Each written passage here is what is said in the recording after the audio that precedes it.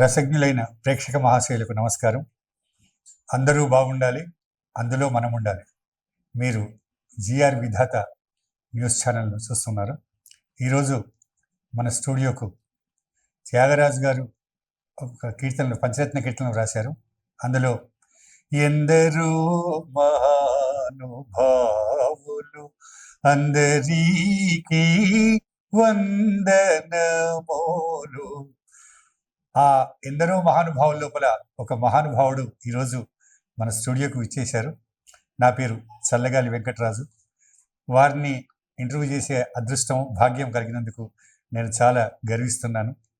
నిజంగా భగవంతుడు మనిషికి ఒక కళ, రెండు కళలు ఇస్తారు.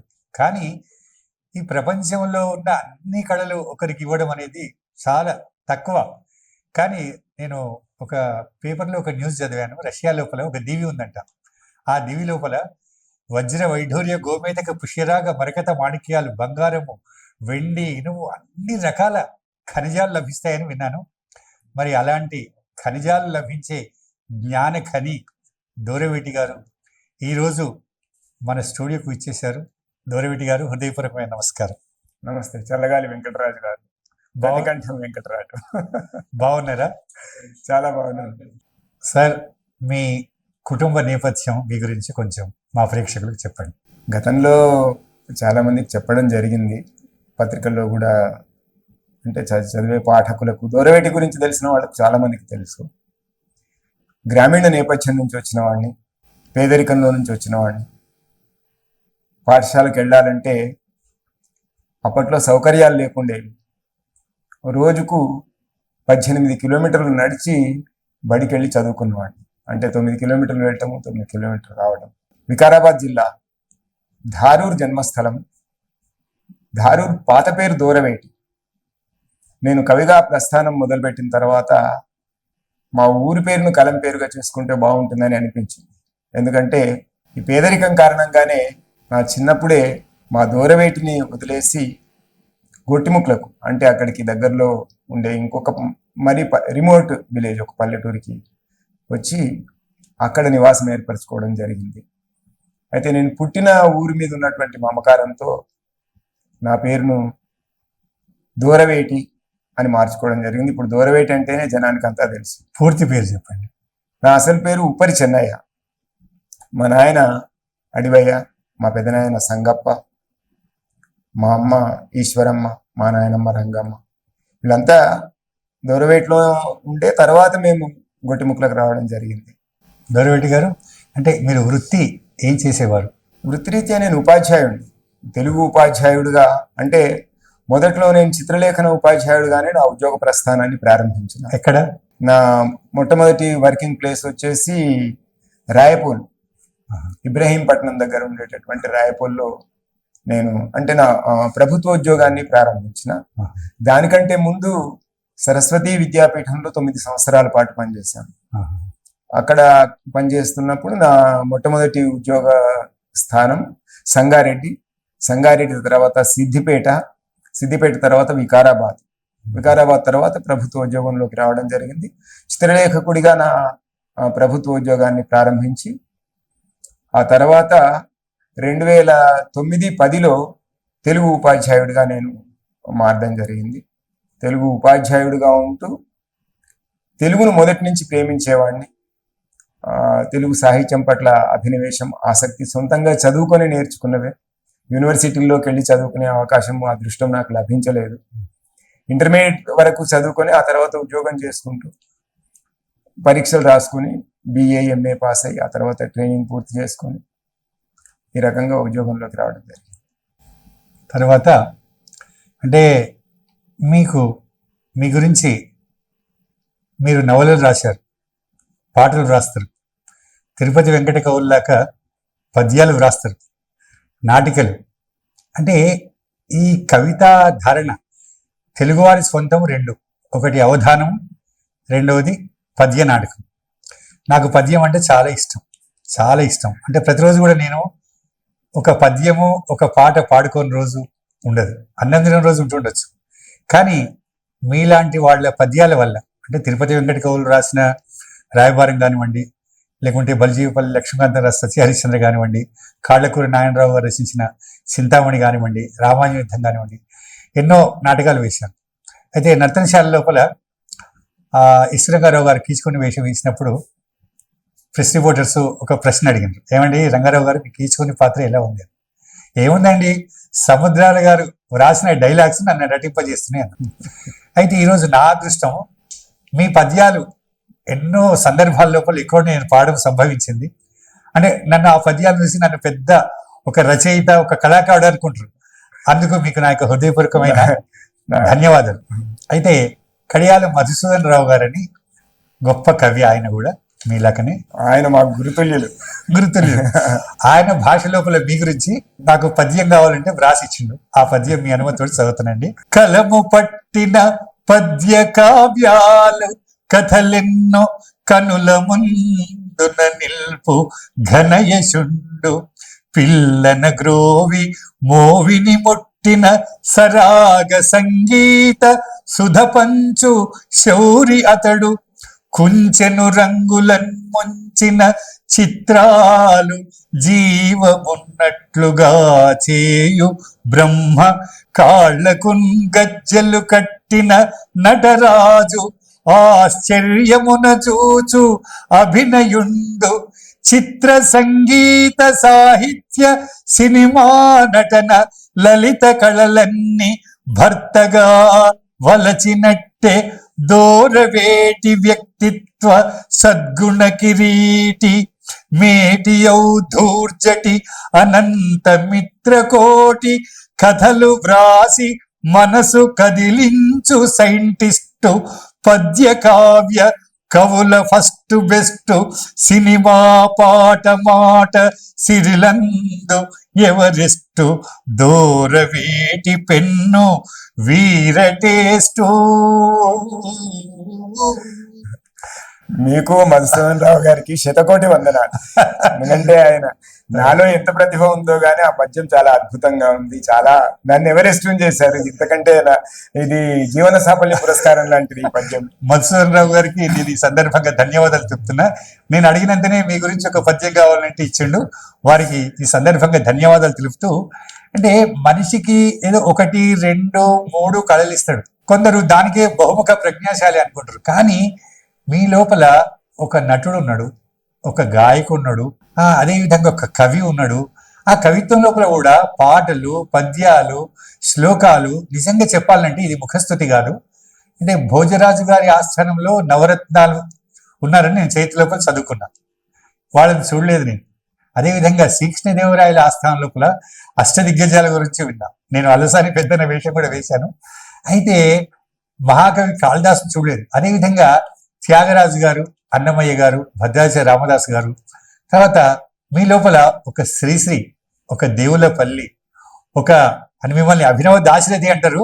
కానీ నేనేమంటే డాక్టర్ శ్రీనారాయణ రెడ్డి గారు, అదేవిధంగా ఆచార్య ఆత్రేయ గారు, ఇంతమందిని మీ లోపల నేను చూస్తున్నా. ఇది మళ్ళీ చెప్తున్నా నేను, ఇది ముఖస్థుతి కాదు. మళ్ళీ నటుడున్నాడు మీ లోపల.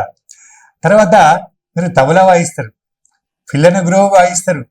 అంటే ఇన్ని కళలు మీకు భగవంతుడు ఒక్కరికే కళాకారునిగా నేను మిమ్మల్ని హృదయపూర్వకంగా అభినందిస్తున్నా. ఇవన్నీ కూడా మీకు రావడానికి అసలు కారణం ఏంటి? ముందుగా మీ అందరికీ ఒక విన్నపం. ఆయన చాలా చాలా చెప్పారు, చాలా పెద్ద పెద్ద వాళ్ళ పేర్లు తీసుకున్నారు. నేను వాళ్ళ కాలికి గోటికి కూడా సరైనటువంటి వాడిని గాను. ఎందుకంటే అమ్మవారి భిక్ష ఎవరికి ఎంత లభించాలనో అంత లభిస్తుంది. రెండవది, కళ సాధన, దాన్ని వృద్ధి చేసుకోవడం అనేది సందర్భాలు, అవసరాలు నిర్దేశిస్తాయి. దాన్ని బట్టే మనలో ఉండేటటువంటి కళ వికాసం చెందడం కానీ, అలాగే పరిస్థితులు కూడా, మన చుట్టూ ఉండేటటువంటి పరిస్థితులు, వాతావరణం, ఈ నేపథ్యం కూడా మనలో ఉండే కళను ఉద్దీపితం చేస్తుంది. నా అదృష్టవశాత్తు మా నాయనులు ఊళ్ళో వీధి భాగవతాలు నేర్పించేవాళ్ళు. నాన్నగారు వీధి భాగవతాలు, నాటకాలు నేర్పించేవాళ్ళు. దాంతో అంటే ఈ రక్తంలోనే ఆ సంగీతం, సాహిత్యం అనేది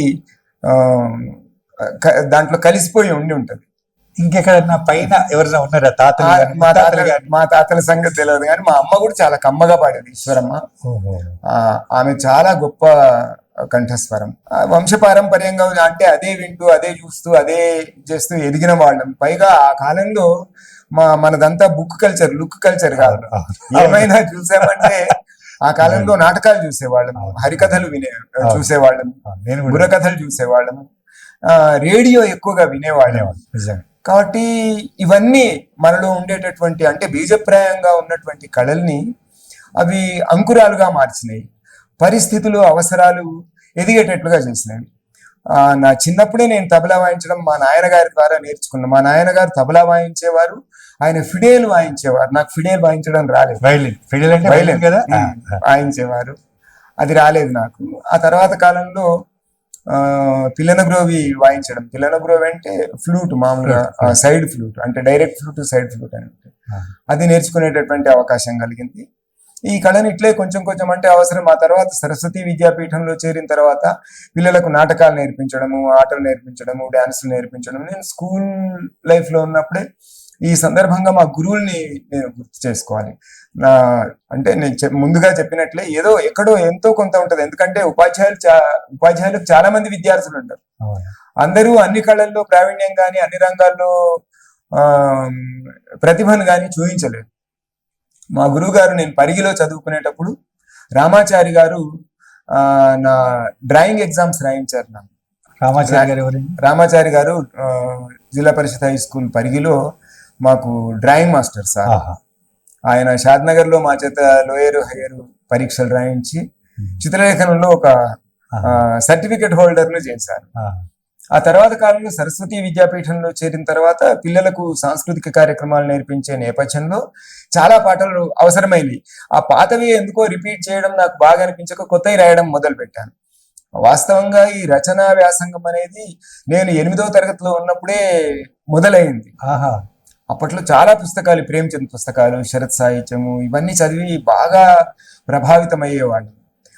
అప్పుడే నేను ఒక 200 పేజీల నవల్ రాశాను, గజదొంగ గంగన్న అనే పేరుతో.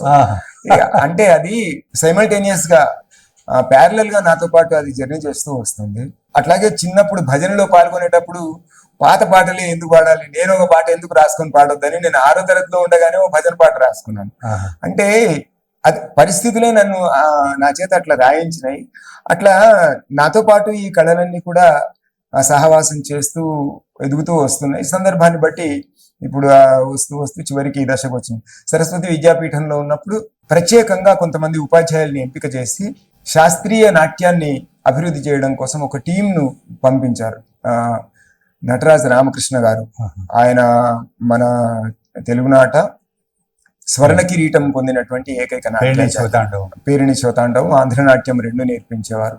అయితే పిల్లలకు ఒక కొత్త నాట్యాన్ని కంపోజ్ చేయాలి అని అంటే ఏం చేయాలి, ఎట్లా చేయాలి అనేటటువంటి అంశాలని బేస్గా తీసుకొని బేసిక్ నాట్యాన్ని, బేసిక్ వాల్యూస్ ని మాకు నేర్పించారు. అట్లాగే సాత్వికాభినయంలో ఉండేటటువంటి మెళకువలు కళాకృష్ణ గారు, అప్పట్లో రమేష్ గారు, కుమార్ గారు, వీళ్ళంతా కూడా మాకు నాట్యంలో శిక్షణ ఇచ్చారు. అదే సందర్భంలో దయానంద్ మాస్టర్ గారి దగ్గర సంగీతం కూడా, అంటే ప్రాథమిక సంగీతం కూడా అక్కడ నేర్చుకోవడం జరిగింది. ఆ విధంగా అవి నా ప్రతిభకు, నాలో ఉన్నటువంటి కళకు మరింత బలమైనటువంటి శక్తిగా నిలబడి ఇట్లా ముందుకు తీసుకొని వచ్చినాయి. ఆ తర్వాత ఒకసారి రచనా రంగంలోకి ప్రవేశించిన తర్వాత, రచనా రంగంలో ప్రవేశించడానికి ప్రేరణ ఇందాక మీరు పద్యం చదివారే కడియాల మధుసూదన్ రావు గారు, వారి నుంచే, అంటే వారిని ప్రేరణగా తీసుకొని నా సాహితీ ప్రస్థానాన్ని ప్రారంభించాను. కథ రాయడం మొదలు పెట్టాను. దాదాపు 250 దాకా కథలు రాశాను. ఆ తర్వాత పద్య కావ్యాలు రాయడం మొదలు పెట్టినాను. శతకాలు ఉన్నాయి, అట్లాగే పద్య కావ్యాలు ఉన్నాయి. ఇవన్నీ కూడా ఒక 12-13 దాకా ఉంటాయి పుస్తకాలు. అట్లాగే నవలలు రాయడం ప్రారంభించాను. అందులో చారిత్రక నవలలు ఉన్నాయి, సాంఘిక నవలలు ఉన్నాయి, నాటకాలు, నాటికలు సందర్భాన్ని అనుసరించి రాసుకోవడం జరిగింది. ఇటీవలనే పద్య నాటకం ఒకటి కొత్త, అంటే అదే నేను మొదటి నుంచి మీకు చెప్తున్నది, పాతదాన్ని అనుసరించడం కాకుండా ఒక కొత్త విధానంలో ముందుకెళ్ళాలి అనేటటువంటి ఒక ఆలోచన ధోరణి. సృజనకు గుర్తింపు లభించేది అక్కడ కొత్తదనంతోనే లభిస్తుంది. ఆ రకంగా అజరామరం అనే నాటకంకు నేపథ్యం ఏమిటంటే, తెలుగు సాహిత్యంలో మొట్టమొదటి అచ్చతెనుగు కావ్యం రాసినటువంటి వాడు మనవాడు, మన గోల్కొండకు సంబంధించినటువంటి వాడు. ఇక్కడికి దగ్గరలోనే పొట్ల చెరువు, ఇప్పుడు పటాన్ చెరువు అంటున్నాం, పటాన్ చెరువు ప్రాంతంలో ఆయన నివసించారు. ఆయన గోల్కొండను పరిపాలించినటువంటి ఇబ్రహీం కులీ కుతుబ్ షా ఆస్థానంలో ఉన్న అమీనుల్ ముల్క్ అనే ఒక వజీర్ గారికి తన ఈ కావ్యాన్ని, యయాతి చరిత్ర అనే ఈ అచితను కావ్యాన్ని అంకితం చేశాడు. ఈ అంశాన్ని నేపథ్యంగా చేసుకొని, అంటే ఆయన జీవితం, అప్పుడున్నటువంటి పరిస్థితులు, ఆనాటి రాజకీయ సాంఘిక స్థితిగతులు, వీటినన్నిటినీ నేపథ్యంగా చేసుకొని చిన్న చిన్న కల్పనలు, చారిత్రక నవల కానీ చారిత్రక నాటకం కానీ రాసేటప్పుడు 2 అంశాలు ప్రధానంగా దృష్టిలో ఉంచుకోవాలి. మనం చరిత్రను యథాతథంగా చెప్తే డాక్యుమెంటరీ అవుతుంది. కేవలం కల్పనలు చేస్తే అది చారిత్రక రచన అనిపించుకోదు. కాబట్టి చారిత్రక నవల కానీ నాటకం కానీ సినిమా కానీ చేయాలని అంటే దాంట్లో చారిత్రకమైన ఆధారాలు ఉండాలి. అట్లాగే అది రసరమ్యంగా ఉండడం కోసం కొన్ని కల్పనలు కూడా చేయాలి. ఇట్లా ఆయన ప్రేమ కథను ఒకదాన్ని తీసుకొని ఈ నాటక ఆవిర్భావాన్ని, ఈ కావ్య ఆవిర్భావాన్ని నేపథ్యంగా చేసుకొని అజరామరం అనే నాటకం రూపొందించాము. అది ఢిల్లీ దాకా దాని పేరు మారుమోగింది. ఢిల్లీలో ఒక గొప్ప ప్రదర్శన ఇచ్చాము. ఇక్కడ స్థానికంగా కూడా ప్రదర్శనలు చేశాము. చాలా మంచి పేరు లభించింది. చూశాను, ఆ నాటకం చూశాను. ఆ నాటకం చూస్తుంటే నాకు భువన విజయాన్ని చూసిన అనుభూతి కలిగింది. నేను మనస్ఫూర్తిగా చెప్తున్నాను. నేను చాలా అద్భుతం. అందులో మీరు తెలుగు భాష గురించి కూడా ఒక అద్భుతమైన పద్యాన్ని వ్రాశారు. అంటే నేను ఎక్కడ పోయినా కూడా భారతదేశం గురించి, తెలుగు భాష గురించి పద్యాలు వాడుతుంటాను నేను. అయితే మీరు తెలుగు భాష గురించి అందులోపల నవ్యతగా చాలా అద్భుతంగా వ్రాశారు. ఒకసారి మా ప్రేక్షకులకు ఆ పద్యాన్ని వినిపించండి. మీరు బాగా పాడతారు కదా, మీరే వినిపించండి, బాగుంటది. సరే సరే, తర్వాత పద్యం వినిపిస్తా, వేరే సందర్భాల్లో వినిపిస్తా. తర్వాత మీరు అంటే ఈ సందర్భంగా మా జిఆర్ విధాత న్యూస్ ఛానల్ ప్రేక్షకులకు కానివ్వండి, ఈ తరం వాళ్ళకి కానివ్వండి, రాబోయే తరం వారికి, ఇందాక మీరు చాలా చెప్పారు. ఎందుకంటే మనం ఏ జన్మలో ఏ పుణ్యం చేసినామో భారతీయులమై పుట్టినాం. తర్వాత తెలుగు వారికి ఉన్నన్ని కళలు ఏ భాష కూడా లేవు. ముఖ్యంగా అవధానం, మీరు అవధానం కూడా చేస్తారు, నాకు తెలుసు. చేశారు, అవధానం చేశారు. తర్వాత పద్యం అనేది తెలుగు వారి సొంతం, ప్రపంచం లోపల ఏ భాషకు లేదు. తిరుపతి వెంకట కవులు పద్యాలు రాశారు. ఆ పద్యాలే, అదే ఘంటసాల గారు వాడిన పద్యాలు కానివ్వండి, ఆ పాటలు కానివ్వండి, ఈరోజు నాలాంటి వాళ్ళు లక్షల మంది బ్రతుకుతున్నారు. అలాంటి, నిజంగా ఒక విధంగా చెప్పాలంటే ఈ సందర్భంగా నేను ఉన్న విషయం చెప్తాను. నేను ఈ కాలం లోపల పైరవులతోటి పద్మశ్రీలు వస్తున్నాయి, నాకు తెలిసిన విషయం ఆ సంగతి. అంటే కొన్ని విమర్శించడం కాదు, కానీ మీరు ఒక తెలుగువారే కాకుండా యావత్ భారత ప్రజలు గర్వించదగ్గ మహానుభావులు మీరు. అంటే మీకు ఈ తెలుగు రత్నం అంటే నేను అనుకుంటా, ఒకవేళ నేనే కనుక ముఖ్యమంత్రిని అయితే తెలుగు రత్నం అని ఒక బిరుదును క్రియేట్ చేసి మీకు నేను ఇచ్చేవాడిని. అది కూడా చాలా తక్కువనే. సో మీరు మా జిఆర్ విధాత న్యూస్ ఛానల్ ప్రేక్షకులకు కానివ్వండి, ఈ తరం వారికి, తర్వాత రాబోయే తరం వారికి ఏదైనా మీ యొక్క సందేశం ఇవ్వండి. ఈ సందేశాలు ఇవ్వడం, ప్రవచనాలు చెప్పడము నాకు అంతగా అంటే అలవాటు లేనటువంటి విషయం. అయినా నా మనసులో ఏముందో ఆ మాటలు చెప్తాను. నేను ఒకటే నమ్ముతానండి, మన గొప్పతనం అంతా ఎదుటి వాళ్ళ మంచితనం మీద ఆధారపడి ఉంటుంది. ఆయన సహృదయులు కాబట్టి, మంచివారు కాబట్టి నాలో గొప్పవాడిని చూస్తాను. ఎవరైనా అంతే. ఎదుటి వాళ్ళు మన మంచిని గుర్తించాలి, మన గొప్పతనాన్ని గుర్తించాలంటే వాళ్ళు మంచి వాళ్ళై ఉండాలి, అంతే. మంచి వాళ్ళ మధ్యలో ఉంటే మనం గొప్పవాళ్ళగా వెళ్తాం. రెండవది, విజయానికి షార్ట్ కట్లు ఏవి ఉండవండి, కష్టపడాలి, సాధన, అంతే. కష్టపడటం తప్ప విజయానికి ఇంకొక మార్గం లేదు. ఎదురయ్యేటటువంటి ఏ కష్టమైనా సరే దాన్ని సవాల్గా స్వీకరించి ముందుకెళ్ళడం అందరూ అలవాటు చేసుకోవాల్సినటువంటి విషయం. మన భర్తృహరి చెప్పారు కదా, ఆరంభింపరు నీచ మానవులు విఘ్నాయాస సంత్రస్తులై, ఆరంభించి పరిత్యజింతురు విఘ్నాయత్తులై మధ్యములు, ధీరుల్ విఘ్న నిహన్యమానులకు శృత్యున్నతోత్సాహులై ప్రారబ్ధార్థములు జగింపరుసుమి ప్రజ్ఞానిధులుగా ఉన్నను. ప్రజ్ఞ అంటే దేన్నైనా తట్టుకొని ముందుకెళ్ళగలిగేటటువంటి శక్తి. అది ఎవరికి లభిస్తుంది అంటే ఉత్తమ జీవనులకే లభిస్తుంది. సవాళ్లు అందరికీ ఎదురైతాయి, అంటే మధ్యమునికి, నీచునికి, ఉత్తమునికి అందరికీ ఎదురైతాయి. వీళ్ళు సవాళ్ళు ఎదురయ్యేసరికి పక్కకు తప్పుకుంటారు. కానీ ఉత్తముడైన వాడు ఎదురైనటువంటి సవాళ్లను స్వీకరిస్తూ వాటిని అధిగమించి ముందుకెళ్ళి విజయం సాధిస్తాడు. కాబట్టి విజయం సాధించాలంటే కష్టపడి పనిచేయడం తప్ప మరొక మార్గం లేదు. ఎదురయ్యేటటువంటి కష్టాన్ని ఇష్టంగా స్వీకరించండి. మీకు ఏ రంగంలో మీకు ఆసక్తి ఉన్నదో, ఏ రంగంలో మీరు తపస్సు చేస్తున్నారో, నిజంగా తపస్సే చేయాలి. నా ఋషి కురుతే కావ్యం అని చెప్పారు. అందుకే అంటే ఋషిత్వం ఉంటేనే మనకు ఏదైనా సిద్ధిస్తుంది. కృషి చేయాలి, కృషికి తపస్సు కావాలి. మీరు నమ్ముకున్నటువంటి కళను, మీరు ఆరాధించేటటువంటి కళను ఒక తపస్సులాగా భావించి శ్రమించండి. దేర్ హై పర్ అంధేర్ నహి అన్నట్లు ఆలస్యం జరుగుతుండొచ్చు, కానీ విజయం తథ్యం. ఆ విధంగా ముందుకు కొనసాగాలని చెప్పి కోరుతూ, మీరు అవధానం అన్నారు. మీరు ఇప్పుడు అంటే నాకు ఆశువుగా ఏదైనా పద్యం మన చెప్పండి. జియ విధాత అన్నదా? ఈ సందర్భంగా మీకు ఒక విషయం చెప్తా. అంటే ఈ జిఆర్ విధాత న్యూస్ ఛానల్ ప్రారంభించడానికి కారణం ఏంటంటే, ప్రజల లోపల మనకు సమస్యలు ఎన్నో ఉంది. ఆ సమస్యలను ప్రభుత్వం దృష్టికి తీసుకెళ్ళడానికి ఒక వారధిగా వీరు కృషి చేస్తూ ప్రజల లోపల చైతన్యం తీసుకువచ్చి, అదేవిధంగా ప్రభుత్వానికి ఎన్నో సమస్యలు ఉంటాయి. వాళ్ళు సమస్యలు పరిష్కరించడానికి కృషి చేస్తూ అణగారిన అట్టడుగు లోపల ఉన్న వర్గాలకు వారి యొక్క అభివృద్ధికి కృషి చేయడం ఈ యొక్క విధాత న్యూస్ ఛానల్, జిఆర్ విధాత న్యూస్ ఛానల్ ఉద్దేశము. అదేవిధంగా ఏంటంటే, వివిధ రంగాల లోపల నిష్ణాతులైన ఎందరో మహానుభావులు, అందులోపల ఈరోజు మిమ్మల్ని ఒకరు తీసుకొచ్చాము. అంటే రాజకీయం కానివ్వండి, కళలు కానివ్వండి, అన్ని రంగాల లోపల ఉన్న వాళ్ళని తీసుకొచ్చి ఇక్కడ ఈ వేదిక ద్వారా ఈ జిఆర్ విధాత న్యూస్ ఛానల్ ప్రేక్షకులకు చూపించడం మా యొక్క ఉద్దేశం. ఆ సందర్భంగా మీరు ఒక పద్యం చెప్పండి. చెప్తాను, ప్రయత్నం చేస్తాను నేను, ఎందుకంటే అవధానం చేయడంలో చాలా మధ్యలో విరామం వచ్చింది.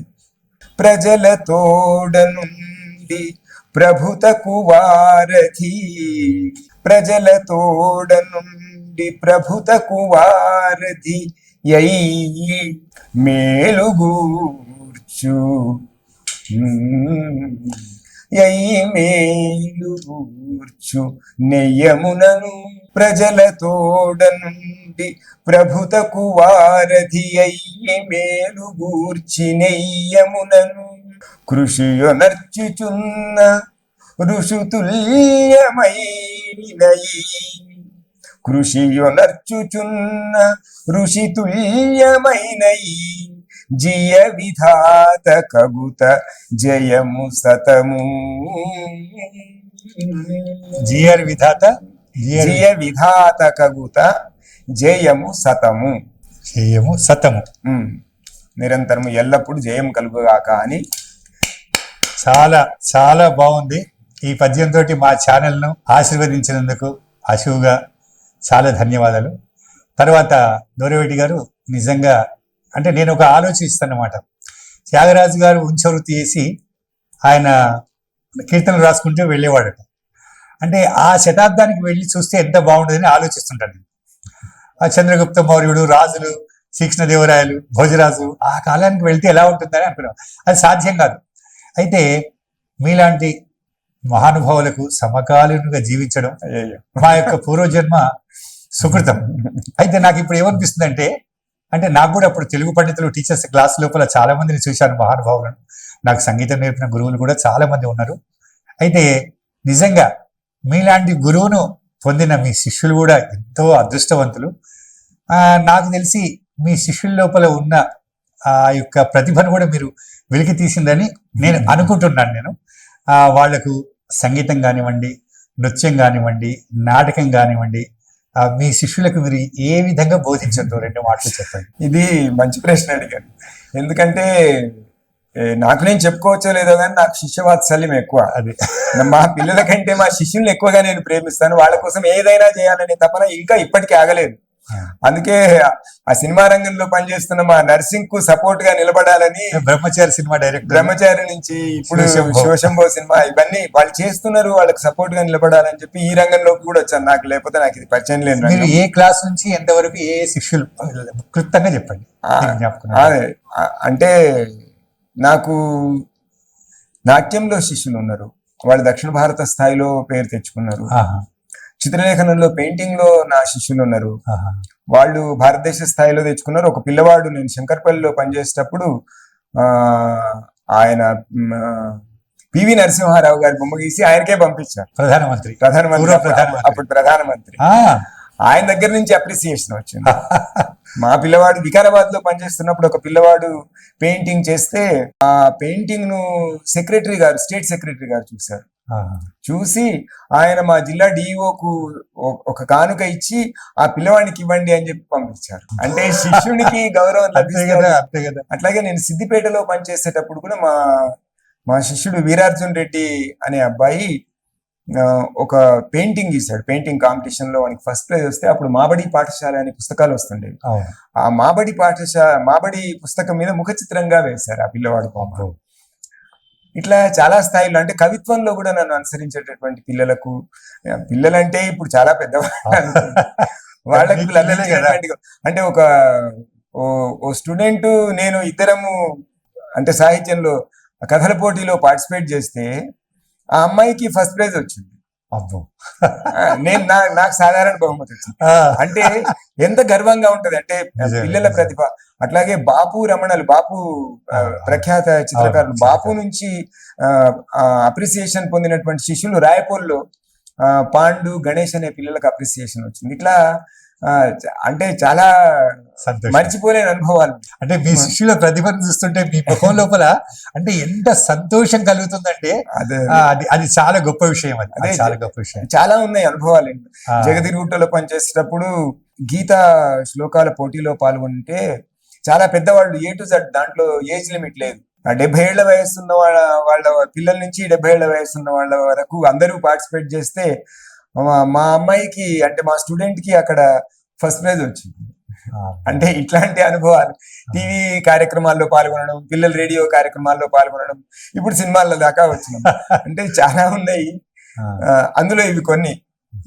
నేను పనిచేసిన ప్రతి పాఠశాలలో ఇట్లాంటి మధుర స్మృతులు 2, 3 తప్పకుండా ఉంటాయి. మీలాంటి బహుముఖ ప్రజ్ఞాశాలి గురువుగా లభించడం ఆ శిష్యుల యొక్క అదృష్టం. ఒకవేళ అవకాశం ఉంటే నేను కూడా మీకు శిష్యుడిగా ఉంటే బాగుండేది అని కోరుకుంటున్నాను నేను. సరే, అయితే మీరు బదిలీ అయినప్పుడు కానివ్వండి, మీరు రిటైర్డ్ అయినప్పుడు మీ యొక్క శిష్యుల యొక్క అంటే వాళ్ళ యొక్క బాధ కానివ్వండి, కొంచెం మాకు కొన్ని 2 మాటల్లో చెప్పండి. ఎందుకంటే ఇలాంటి సందర్భాలు నేను కూడా చూశాను. నేను అంటే మెత్తని మనసు ఉన్నటువంటి ఉపాధ్యాయులు, పిల్లలతో సాన్నిహిత్యం ఉన్నటువంటి ఉపాధ్యాయులు ప్రతి ఒక్కరికి అనుభవంలో ఉంటుంది. ఇది నేను ప్రత్యేకంగా ఇప్పుడు చెప్పడానికి ఏం లేదు, ఉన్నాయి, చాలా ఉన్నాయి అనుభవాలు అట్లాంటివి కూడా. నర్సింగ్లో పనిచేసేటప్పుడు ఒక అమ్మాయి తిండి మానేసింది, నేను బదిలీ అవుతున్నాను. తిండి మానేసి హాస్పిటలైజ్ అయిపోయింది అమ్మాయి. తర్వాత వెళ్ళి పలకరిస్తే కూడా నన్ను నెట్టేసి, మేమంటే నీకు ఇష్టం లేదు అందుకే నువ్వు ఇక్కడి నుంచి వెళ్ళిపోయినావు అని, అంటే అంత ఆత్మీయత పెంచుకుంటున్నారు. ఆ కల్మషం లేనటువంటి మనసుల్లో గురు శిష్యులకున్న ఇట్లాంటి అనుభవాలు చాలా ఉన్నాయండి. నేను ఒకసారి క్లాస్కి వెళ్ళకపోతే ఒక అమ్మాయి నా పేరు రామకోటి రాసినట్టు రాసుకుంది. వస్తారు సార్ తప్పకుండా అని పిల్లలతో చాలా రాసుకుంటుంటే అదేందో మరి శివాజ్ఞ, నేను నా ప్రయాణం రద్దు చేసుకొని వెళ్లాల్సి వచ్చింది. అది కొన్ని మిరాకిల్స్ జరుగుతాయి, వాటికి మనం చెప్పలేము. నేను రాయపూర్ స్కూల్కి వెళ్తే కూడా పిల్లలు, నేను శనివారం వెళ్ళి మళ్ళీ సోమవారం తిరిగి వెళ్ళేవాడిని, ఇంటికి వచ్చి వికారాబాద్కి వచ్చి వెళ్ళేవాడిని. నా కోసం బస్ స్టాండ్లో కనీసం ఒక 20-30 మంది పిల్లలు ఎదురు చూసుకుంటూ ఉండేవాళ్ళు.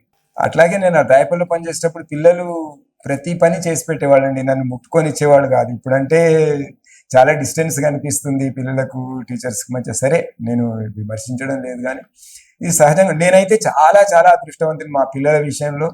ఇప్పటికీ పిల్లలు ఎక్కడైనా కనిపిస్తే చాలా ఆత్మీయత చూపిస్తారు. వాళ్ళు నాకు ప్రత్యక్షంగా ఉన్నా పరోక్షంగా ఉన్నా నన్నైతే తలుచుకుంటున్న వాళ్ళు చాలా మంది ఉంటారు పిల్లలు. నేను కూడా వాళ్ళని స్మరించుకుంటూ ఉంటాను. ఈ చాలా జర్నీ చేసి వచ్చినాము, వేల మంది పిల్లల్ని చూసినాం కాబట్టి కొంతమంది పిల్లల పేర్లు మర్చిపోతుండొచ్చు, కానీ వాళ్ళు చూపించిన ప్రేమను ఎన్నటికీ మర్చిపోలేము. అదే మనల్ని నడిపిస్తుంది, అదే మనకు ఒక జీవధారలాగా, ఒక జీవశక్తిలాగా ఉంటుందని నేను భావిస్తున్నాను. మా పిల్లలందరికీ కూడా ఈ విధాతను ఆశీస్సులు అంటే ఇంత మధురమైనటువంటి స్మృతులను ఇచ్చినటువంటి పిల్లలందరినీ కూడా నేను మనసారా ఆశీర్వదిస్తున్నాను, తలుచుకుంటున్నాను. నాకు ఈ అదృష్టం కల్పించిన ఆ భగవంతుడికి, అందరి అధికారులకు కూడా, అంటే రాష్ట్ర స్థాయి అధికారులు మొదలు నాతో పనిచేసినటువంటి ప్రధానోపాధ్యాయుల వరకు ఎంతో అపారమైనటువంటి ప్రేమను చూపించారు నా పట్ల. ఆ ప్రధానోపాధ్యాయులందరికీ ప్రత్యేకంగా నమస్కారాలు తెలియజేస్తున్నాను. అట్లాగే నేను పాఠ్యపుస్తక రచయితగా నాకు అవకాశం కల్పించింది ప్రభుత్వం. 2 టర్మ్స్ పుస్తకాలు మారినప్పుడు, అంటే ఉమ్మడి ఆంధ్రప్రదేశ్గా ఉన్నప్పుడు, తర్వాత తెలంగాణ రాష్ట్రం ఏర్పడ్డప్పుడు కూడా పాఠ్యపుస్తక రచనలో నన్ను ఒక కీలకమైనటువంటి చాలా భాగస్వామి గొప్ప చేశారు. విషయం. ఇది అంటే వాళ్ళు నాకు కల్పించినటువంటి అవకాశం, అవకాశం. ఈ అవకాశం కల్పించినటువంటి పెద్దలందరికీ కూడా మనస్పూర్వకంగా ధన్యవాదాలు తెలియజేస్తున్నాను. నాతో పాటు పనిచేసిన ఉపాధ్యాయులందరూ కూడా మంచివాళ్ళు కాబట్టి నేను ఈరోజు ఈ స్థానంలో ఉన్నాను, ఈ గౌరవాన్ని పొందుతున్నాను. నన్ను ఈ విధాతకు పిలిచి ఇంత చక్కటి అవకాశం కల్పించినందుకు ప్రతి ఒక్కరిని అంటే అన్ని రకాలుగా అంటే నాకు ప్రత్యక్ష శిష్యులు కాకపోయినా నన్ను గురువుగా చెప్పుకునేటటువంటి శిష్యులు చాలా మంది ఉన్నారు. వాళ్ళందరికీ కూడా అందులో నేను ఒకటి మీరు వయస్సులో చాలా పెద్దవాళ్ళు నాకు. అందరికీ ఈ అదృష్టం కల్పించిన భగవంతుడికి, విధాత టీవీ వాళ్లకు ధన్యవాదాలు తెలియజేస్తాను. మరో విషయం, మీరు బ్రహ్మచారి సినిమా నేను చూశాను, చాలా బాగుంది. దాని గురించి నేను మాట లోపల చెప్పలేను, ఒక మాట లోపల చెప్పలేను. దానికి మీరు కథ, దాని ఏ కథ నర్సింగ్ డే, మాటలు పాటలు నేను రాశాను బ్రహ్మచారి. తర్వాత ఇప్పుడు మీరు శివశంభో సినిమా చేశారు. అంటే ఈ సందర్భంగా మీకు నేను ఒక విషయం చెప్పాలి, తప్పకుండా చెప్పాలి. నేను శంకరాభరణం సినిమా రిలీజ్ అయినప్పుడు నేను గవర్నమెంట్ మ్యూజిక్ త్యాగరాజ సంగీత కళాశాలలో రాంకోట్ లోపల సంగీతం నేర్చుకున్నాను. అప్పుడు మాకు గీతం ఉండేది, శంకరాభరణంలో ఒక గీతం ఉండేది. ఆ గీతము మా మేడం హరిప్రియ మేడం గారు చెప్తున్నారు, అరే శంకరాభరణం సినిమా రిలీజ్ అయింది, రాగం పేరుంది కదా, ఎన్నో రాగాలు మీకు తెలుసు కదా, సినిమా వెళ్దామని మార్నింగ్ వెళ్ళాము. ఆ టాకీస్ లోపల కేవలం 20 మంది ఉన్నారు. ఆ శంకరాభరణం అప్పుడు సినిమాలు బాగా ఆదరణలో ఉండేవి. అది ఆ సినిమా చూసిన తర్వాత నేను ఒక మాట చెప్పాను, నేను ఈ సినిమా సూపర్ డూపర్ హిట్ అవుతుంది అన్నాను. అదే విధంగా హిట్ అయింది. తర్వాత సాగర సంగమం, ఆ 2 సినిమాల వల్ల ఏమైపోయిందంటే విశ్వనాథ్ గారి కళ తపస్సు వారికి ఈ సందర్భంగా నేను ధన్యవాదాలు చెప్తున్నా. ముఖ్యంగా యువతి యువకుల లోపల శాస్త్రీయ సంగీతము, శాస్త్రీయ నృత్యము నేర్చుకోవాలనే జిజ్ఞాస కలిగింది ఒక విషయం. తర్వాత మీరు ఈ శివశంభో సినిమాకు నాకు తెలిసి ఏమేమి కథ నర్సింగ్ డే, కథ నర్సింగ్ది, ఇంకా మాటలు పాటలు, సంగీతం కూడా నేను చూడాల్సి, సంగీతం మీరు నటించిండ్రు కూడా. చాలా చిన్న పాత్ర చూశాను, దర్శకుని మాట కాదని లేక చేయాల్సి చూశాను నేను. తర్వాత శివశంభో సినిమా గురించి 2 మాటలు చెప్పాను. ఈ జనరేషన్ లోపల ఆ సినిమాలతో పాటు అటువంటి సినిమాలు మళ్ళీ మాకు రాలేదు. నేను ఈ సందర్భంగా మీ సినిమా, నేను జ్యోతిష్కుని కాదు, త్రికాల వేదిని కాదు, కానీ ఈ సినిమా మాత్రం అద్భుతంగా విజయం సాధించాలని సకల దేవతలను ప్రార్థిస్తున్నా. శివశంభో గురించి 2 మాటలు చెప్పాను. మీ వాణికి భవిష్యవాణి శక్తి ఉన్నది అనే విషయం మీరు ఇంతకు ముందే చెప్పింది కాబట్టి అది గనక నిజమైతే మేము చాలా చాలా అదృష్టవంతులం. శివశంభో సినిమా నిజంగానే మీరు అన్నట్లు చాలా గ్యాప్ వచ్చింది. సంగీతము, సాహిత్యము, నృత్యము ఇట్లాంటి కళల్ని నవతరం దగ్గరికి చేరుగా తీసుకొని వెళ్ళాలనేటటువంటి ఆలోచనతోనే ఇది చేసిన ఈ సినిమా. దీనికి మీరు ఏమేమి కథ, మాటలు పాటలు, సంగీతం, మాటలు పాటలు, సంగీతం కూడా మీరు కదా? సంగీతం ఎందుకంటే సంస్కృత సమాస భూయిష్టమైనటువంటి పదాలు కొన్ని సందర్భాల్లో ఉంటాయి.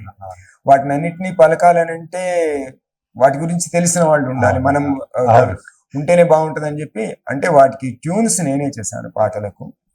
చేసిన తర్వాత కెన్నీ చైతన్య పాటలకు చక్కటి బీజిఎం ఇచ్చాడు. పిల్లవాడు చాలా శ్రమ కూర్చి పనిచేసిండు.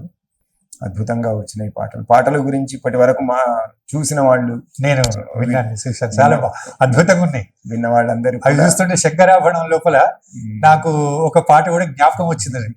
ధిక్కరీంద్రజిత హిమగిరీంద్ర సిత కందర నీలకంధర క్షుద్రులరుగని రుద్రవీణ నిన్నిద్రగాన విధి అవతరించరా వినితరించరా శంకరా నాద శరీరా పర.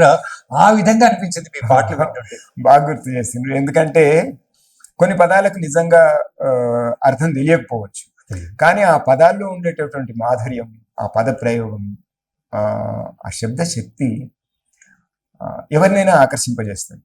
ఇప్పటికీ అంటే ఇది ఇంకా కొంచెం కఠినంగా ఉంది. విధాత తలపున ప్రభవించిన సిరివెన్నెల సీతారామ శాస్త్రి రాశారు. చాలా మందికి తెలియదు. ప్రాగ్దిశ వీణీయ పైన, దినకర మయూఖ తంత్రుల పైన, జాగృత విహంగ తతులే వినీల గగనపు వేదిక పైన చాలా మంది పిల్లలకు తెలియదు, కానీ పాడుతూ ఉంటారు. ఎందుకంటే నేను సిరివెన్నెల సీతారామ శాస్త్రి కూడా చూశాను నేను. అయ్యో, మహానుభావుల్ని గుర్తు చేసుకోవడమే చాలా అదృష్టం. అట్లాంటి అవకాశం లభించింది. మొత్తం మీద వాటికి విలువల్ని ఇస్తూ పిల్లలకు కొత్త తరానికి చేరువ చేయాలనేటటువంటి ఉద్దేశంతో ఒక ప్రయత్నం చేసినాము. చిన్న సినిమానే, అంటే మాకున్నటువంటి పరిధిలో మాకున్నటువంటి వనరుల్ని ఉపయోగించుకొని ఈ సినిమాను రూపొందించడం కోసం సినిమా ఎప్పుడు రిలీజ్ అవుతుందండి? నర్సింగ్ నేను తపన పడ్డాం. ఎప్పుడు ఈ విడుదల? నెల 25వ తేదీనే, అంటే ఏప్రిల్ 25. April 25, okay. అంటే వచ్చే వారం. తప్పకుండా మా విధాత టీం అందరూ కూడా టాకీస్ వెళ్ళి చూస్తాం.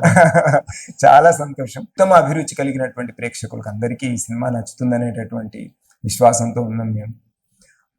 పాటలు చూసిన వాళ్ళు, అట్లాగే ట్రైలర్ చూసిన వాళ్ళంతా కూడా ఇదే అభిప్రాయాన్ని వెలిబుచ్చిండ్రు. ఆ నమ్మకంతోనే సినిమా విడుదల చేసే ప్రయత్నం చేస్తా ఉన్నాం. అందరినీ, అంటే ఈ విధాత ద్వారా మిమ్మల్ని అందరినీ, ప్రేక్షకులను అందరినీ కోరుతున్నాను, దయచేసి ఉత్తమాభిరుచి కలిగిన వాళ్ళందరూ, అంటే ఉత్తమాభిరుచి గల వాళ్ళు, లేని వాళ్ళు అని రెండు వర్గాలు ఉండవు. ఒకే మనిషిలో ఇవన్నీ ఉంటాయి.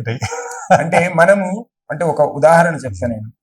మనము 10 మందిలో మాట్లాడేటప్పుడు ఒక రకంగా మాట్లాడతాం, పెద్దవాళ్ళ దగ్గర మాట్లాడేటప్పుడు ఒక రకంగా మాట్లాడతాం.